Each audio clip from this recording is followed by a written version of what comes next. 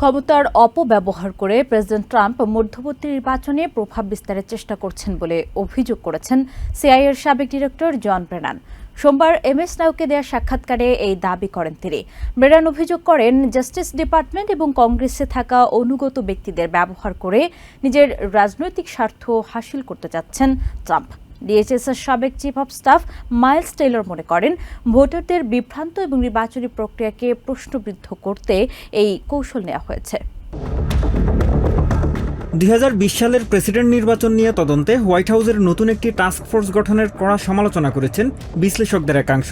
তাদের মতে, ভোটারদের বিভ্রান্ত করার মাধ্যমে নির্বাচনী প্রক্রিয়ার বিশ্বাসযোগ্যতা নষ্ট করতেই প্রেসিডেন্ট ট্রাম্প এই পদক্ষেপ নিয়েছেন। সিআইএর সাবেক ডিরেক্টর জন ব্রেনান বলেন, ট্রাম্প মধ্যবর্তী নির্বাচনে প্রভাব বিস্তারের জন্য সরকারি ক্ষমতা ব্যবহারের চেষ্টা করছেন। তার দাবি, নিজের রাজনৈতিক স্বার্থ উদ্ধারের জন্য জাস্টিস ডিপার্টমেন্ট এবং কংগ্রেসে থাকা অনুগত ব্যক্তিদের ব্যবহার করছেন রিপাবলিকান এই প্রেসিডেন্ট।